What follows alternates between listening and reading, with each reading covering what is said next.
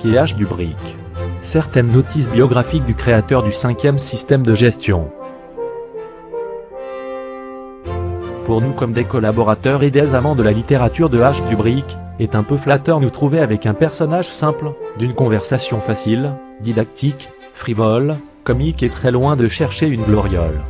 Pas intéressé par des photographies, ou des plaques, des honneurs ou de la reconnaissance pour le travail désintéressé fait avec ses livres et de nombreux séminaires donnés à la formation du nouveau exécutif. Il précise que les gens ne devraient pas évaluer par son curriculum, puisqu'il a toujours défini cela comme un masque qui cache le don de personne. C'est pourquoi il ne place rien de lui dans ses livres. Comme un Vénézuélien de naissance, a exprimé son sentiment profond de cette terre généreuse, pleine de nuances et de couleurs de sa naissance, ce qui lui a permis de se développer en tant que personne et professionnellement.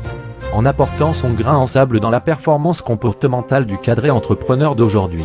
Pour cette raison, ceux qui craignent que leur travail est connu, nous cherchons des similitudes de rencontres, pour le lecteur de réaliser la compensation de leurs doutes à propos de cet écrivain extraordinaire sur la gestion.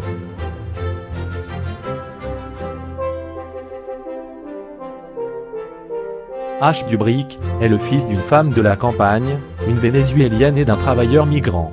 Il est né en terre des Andes, le même jour, le mois et l'année où l'astrophysicien Alanus Russell arrivait aussi au monde.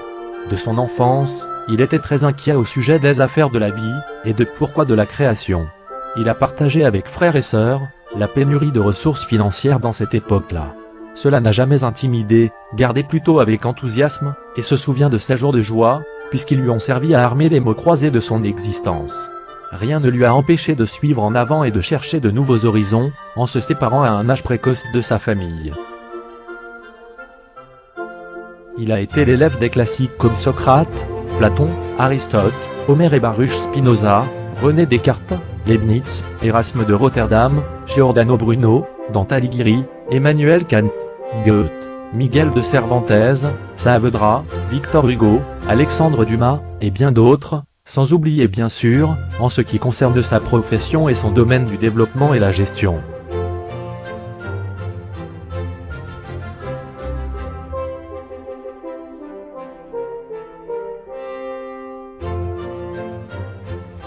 Tout cela a conduit à son adolescence pour devenir un observateur, analyste et très complet.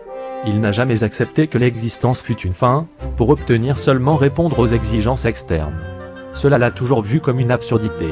Il a été catalogué dans son jeunesse, à plusieurs reprises, sans être irrévérencieux, car pas accepté extrême dogme religieux, politique ou dominant. En première, il s'est opposé au dogme de la foi, et cette idée fait, un être anthropomorphe, assis sur un trône, dans le nuage d'envoyer la foudre, tout ce qui était hors de leur complot, et il est clair que a remporté de nombreux conflits.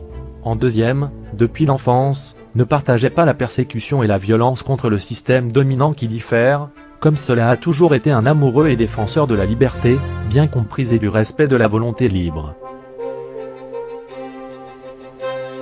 Avril 1992 a marqué le début, en tant qu'entrepreneur dans le conseil marchandises et d'affaires, comme il a dit: je suis devenu un agent libre par les circonstances prévalant dans le pays. À cette époque-là, il déjà portait dans son bagage 17 ans d'expérience dans ces murs, que la majorité nomme entreprise privée. Il était dans ses commencements le soldat à l'Estelle. Il a écrit en escaladant dans une forme rapide, par sa conduite et des connaissances acquises, à des postes importants dans les grandes entreprises, au Venezuela et à l'étranger. Toujours, dans la direction du marketing des marchandises.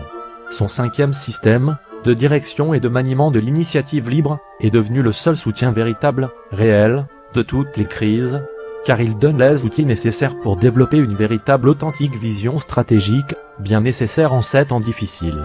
Il réaffirme que la crise sur la planète, appelée politique, économique, religieux, sociaux, etc., et inclusivement les naturels, est ancrée dans la psyché des êtres humains. Il n'a aucun intérêt à être le centre de son travail, mais son 5e style de gestion, ou système de direction et de maniement de l'initiative libre, remis en 1974 est celui qui parle par lui. Du Venezuela au monde, le 5e système, le nouvel ordre de gestion. Une nouvelle façon de penser. La réponse à tous les défis. Entrez H. Dubric à travers de Google. Une presse H. Dubric. Venezuela. Écrit originellement par Presse H. Dubric.